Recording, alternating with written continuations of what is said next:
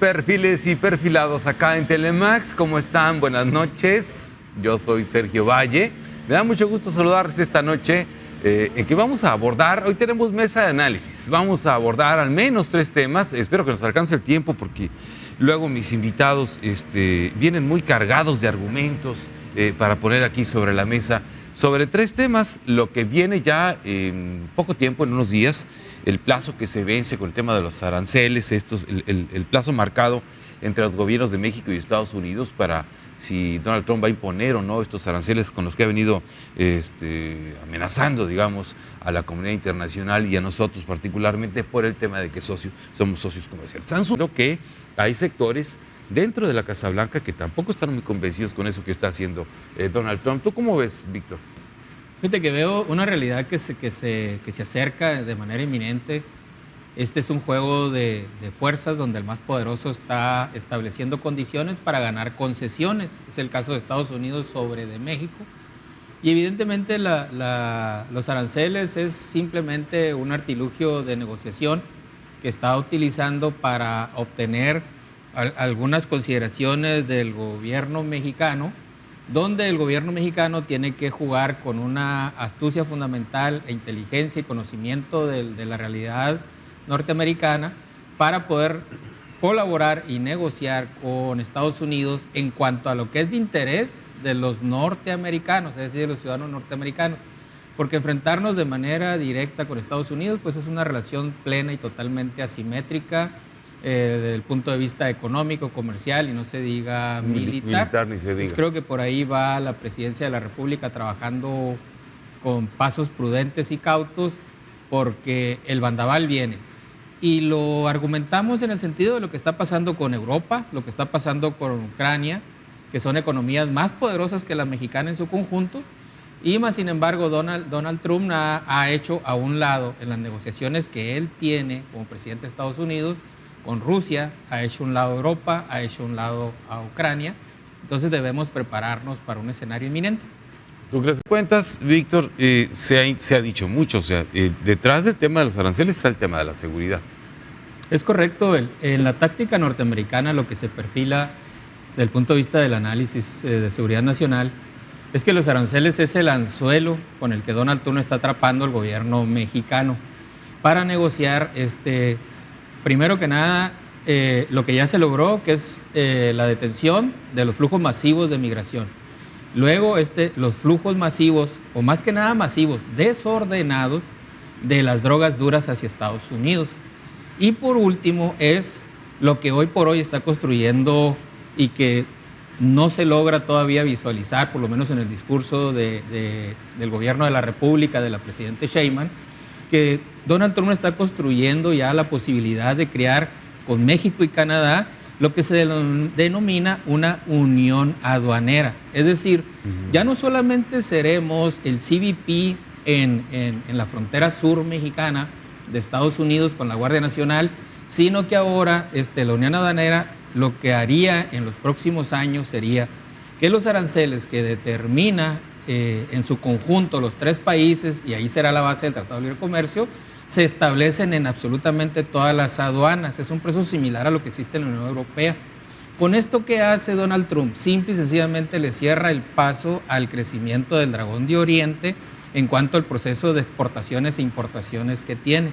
Porque lo que se tome como referencia en el Tesoro norteamericano, más las consideraciones de la Secretaría de Hacienda mexicana y el Tesoro canadiense, se aplicarían sin discriminación en las aduanas de Canadá, de Estados Unidos y de México. Luego entonces no es en ningún momento descabellado el juego estratégico y táctico que está jugando Donald Trump, porque él lo que está haciendo es proteger la economía norteamericana. Y la economía norteamericana lo que requiere es un cerco que dimensione y encierre a la economía en crecimiento, que es China e India, que es el actor que no ha salido todavía. Que no hemos volteado a ver. Que no ha salido del entorno. Ha hecho guiños impresionantemente buenos Donald Trump. Por ejemplo, dice, les voy a poner aranceles a México y a Canadá sobre el aluminio. Eso significa abrirle la puerta a la importación de aluminio ruso por más de 20,000 millones de dólares. Es decir, un financiamiento directo del gobierno de su hoy aliado coyuntural Putin. Por eso el presidente Putin de Rusia, por eso es que Ucrania queda relegada en las negociaciones del conflicto ruso-ucraniano que lo inicia Rusia. Y además ya le pasaron la factura del armamento que mandó Biden. Y queda relegada la Unión Europea. ¿Por qué razón? Porque lo decía al principio, este es un juego ya geopolítico donde está prevaleciendo la fuerza. Sí, nada más que algo que me llama la atención. Me voy a estacionar un poco en algo que dijo Víctor. Dices, detener el flujo masivo y luego corriges, dices, ordenar. Desordenado de las drogas duras. A ver, ¿cuál es la diferencia? Entonces, el problema no es que lleguen, el problema es que llegan así. Llegan totalmente fuera de control ¿Cómo se controla eso? A una unidad de consumo. ¿Por qué razón?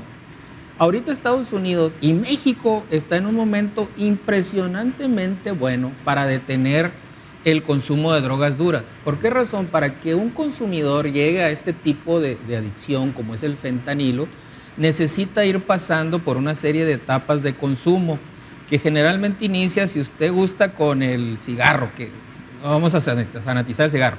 La marihuana, luego el LSD, luego la cocaína, luego la heroína, luego la metanfetamina y por último el cuerpo le pide al adicto una droga dura como es el fentanilo.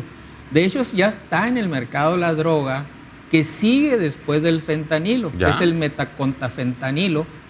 Entonces, ¿qué hay que hacer? Aquellas personas, y lo digo con todo respeto a aquellas personas que sufren pues la adicción y sus familias, ya son difícilmente recuperables. Lo que hay que hacer, por ejemplo, una comunidad que está tan golpeada como Estados Unidos, es controlar el consumo de drogas duras. México ahorita está totalmente a tiempo, porque en México todavía los primo consumidores, es decir, los consumidores por primera vez, todavía están estacionados en la marihuana, que es una droga blanda. Y los consumidores de alta gama, es decir, aquellos que tienen dinero para gastar en ese tipo de consumo, pues son consumidores de clase media alta, que son los menores en cuanto al estrato de población del país. Es decir, clase media y media alta en el país hay un 20-22% máximo de habitantes en nuestro país. El otro resto, vamos a decir el otro 80%, para que salga rápido la cuenta, simple y sencillamente no tienen acceso económico a la compra, por ejemplo, de la dosis de cocaína.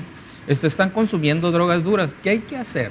Hay que hacer un trabajo de salud pública, hay que hacer un trabajo de policiamiento proactivo, de prevención de adicciones, y hay que hacer un trabajo de educación en México. Estados Unidos no, es distinto el plan de servicio operativo. Luego entonces Donald Trump dice, ok, hay una insurgencia comercial ilícita que me está lastimando mi apartado político. ¿Por qué razón? Porque países de Latinoamérica, y acusa directamente, están consolidados o conveniados con el narco. Y habla de una serie de países, no nada más de México. Tengo una crisis criminal porque los cárteles latinoamericanos no existen como tal en Estados Unidos y están irrumpiendo las ciudades norteamericanas violentamente, incrementando el número de delitos que sufren ellos por razones de la guerra y del manejo de armas cultural que tienen. Pero a eso le agregan la violencia criminal derivada del narcotráfico, pues eso se vuelve un pandemonio. Y por último, la violencia militar, porque los cárteles ahora actúan para controlar el territorio. Entonces, en esas tres dimensiones se mueve Donald Trump para tratar y buscar, y sin duda con la potencia militar que tiene, ordenar de nuevo el trasiego de drogas en Latinoamérica. Eso no lo va a eliminar. Lo que pasa es que eso es lo que me llama la atención. Es gobierno que se atreva a meterle las manos al bolsillo del ciudadano, se tiene las consecuencias. Totalmente. ¿No? Ve como lo que está pasando allá en Navojoa.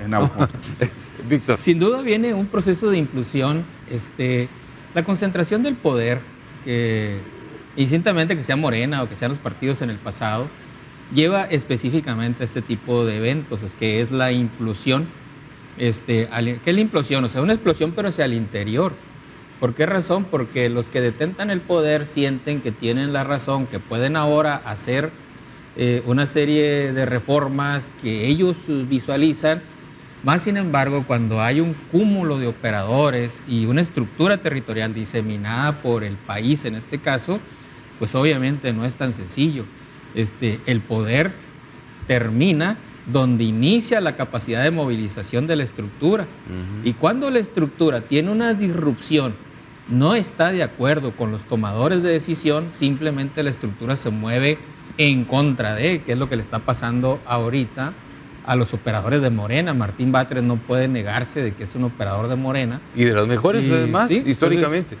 Toma una decisión donde pues prácticamente no tomó en cuenta a estas estructuras que me refiero. La estructura dice, hey, espérate, estás tomando decisiones que me competen a mí, por lo tanto, no voy y no vas. Y es donde viene el aparente rompimiento mediático, la posición dura otra vez de la coordinadora en Oaxaca, por ejemplo, en Chiapas, de que no va y no va, y son alas radicales del CENTE que ya han probado, en este caso de la CENTE, que ya han probado su durísima capacidad de movilización con este gobierno, como lo vieron en esta semana, y con otros gobiernos en el pasado.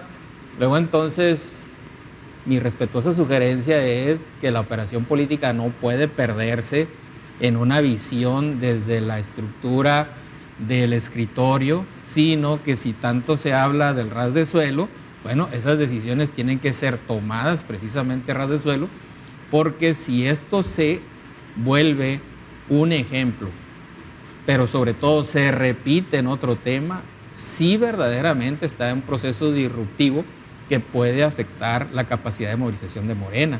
Y obviamente si se afecta la capacidad de movilización de Morena, se afectan las capacidades de operación política del gobierno federal. Entonces, yo lo veo de esa manera. Sí, bueno, es el sindicato más grande de Latinoamérica. Sí. Hay que recordar, y aquí estamos hablando de una central de maestros que está, tiene su fuerza principal en Oaxaca, ¿no? Sí, y acá estamos hablando de otra, ¿no? Una cosa es la CENTE y otra cosa es el CENTE. Sí. No deja de... Obvio que llevó precisamente a Morena a tener una base territorial. Uno de ellos era el nefasto corporativismo de los gobiernos en el pasado. Y hoy por hoy, ante este modelo de operación, pues el nefasto corporativismo se muestra en su más amplia acepción y decepción para los agremiados del CENTE. ¿Por qué razón? Porque es imposible, como se demostró haciendo ganar y mejor dicho, haciendo perder aquella fuerza que se manejaba por corporativismo, que una sola persona pueda decidir sobre, en este caso, miles, que creo que son millones. Si la fórmula del corporativismo siguiera funcionando, pues ahí tuviéramos al PRI todavía. Claramente ahí está el ya claro dejó de error. funcionar. Entonces, a mí se me hace que el señor dirigente nacional del CENTE, ¿cómo se llama? No me acuerdo, de prolija memoria. Sí. No recuerdo cómo se llama el señor dirigente del CENTE nacional, pero me parece hasta una falta de respeto decir, oye, aquí tengo, por favor, ¿cuántos dijo? Medio millón. Sí, medio millón de borregos que van a afiliarse a tu partido. Oye, por favor, son maestros. Pues. Maestros. Sí, son maestros. Yo creo que le ganó, ¿no?, el romanticismo sesentero, setentero. No dudo que haya maestros, tengo muy buenos amigos maestros que son simpatizantes de Morena y gente muy capaz. No dudo que haya maestros que por su propia decisión y convicción ideológica simpaticen y voten por Morena, pero de eso, a decirles, oye, ahí están, ahí los tengo. ¿Estás hablando de los candidatos a la rectoría del UNICEF? No, bueno, esos son otros. De eso vamos a hablar. Bueno, iba a decir yo algo, que creo que es importante. No todos los simpatizantes de Morena quieren ser militantes de Morena. Sí, una cosa es que simpaticen y voten, entonces que traigan la credencial. Exacto. ¿No? Sí. Bueno, se advierte un proceso mejor, quizá después haya que afinarlo, pero mejor que el que se tenía, ¿no? Sí, que eran unos cuantos. Víctor, ¿tú qué opinas? Sobre todo que hay un uso de conceptos que se vuelven nebulosos en la realidad. Se está hablando de democracia al interior de la universidad cuando la elección es un proceso indirecto. Es decir, al final del día probablemente estudiantes y docentes vayan y emitan su voto, más sin embargo esos votos no son decisores, o sea, no cuentan de manera uninominal. Es un consejo el que va a definir cuál de los candidatos gana. Probablemente un candidato tenga más votos de los alumnos, otro tenga más votos de los docentes, Pero eso va a estar en función de sus relaciones y de su popularidad al interior. Eso no determina quién va a ser el rector, de acuerdo a cómo está la ley actual. Por otro lado, lo relevante para la Universidad de Sonora es hablar de la excelencia académica y nadie la está manejando. Los candidatos hoy por hoy, lo digo con todo respeto a los 6, me han dado a mí un poco de desasosiego, porque hablan mucho de temas de democracia, la responsabilidad del alma mater, porque yo soy egresado del Unison, es crear los mejores egresados para las profesiones que han decidido cursar. Y hoy por hoy vemos departamentos específicos que han estado desechando, por ejemplo, las horas, lo que se le denominaba antes las horas sueltas, que son horas de carácter profesionalizante. ¿Por qué eran y son horas sueltas? Porque ahí se contratan maestros que tienen la experiencia de la materia. Y por el otro lado están los maestros de carrera, que son aquellos que se dedican y viven de la docencia. Están, lo digo con todo respeto, muy capacitados en las teorías, pero en muchos de los casos muy desentendidos de las prácticas.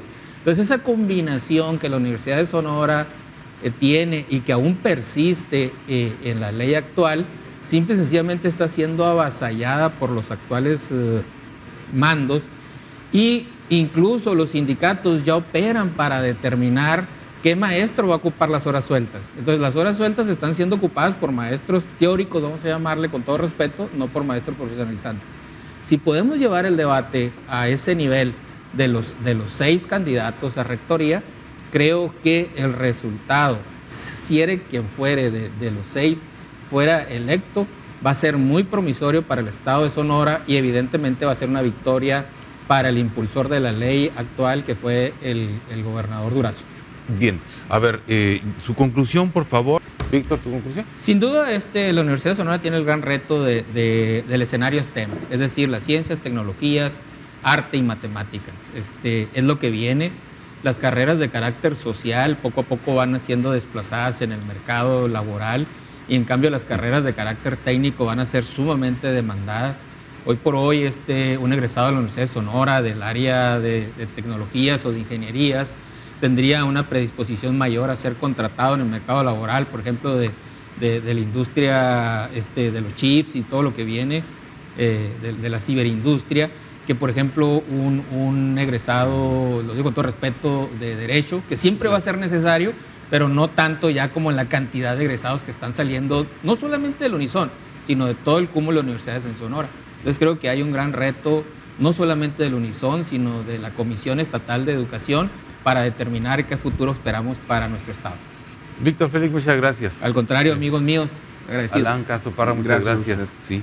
Don Demian Duarte. Un gustazo verlos aquí presencialmente.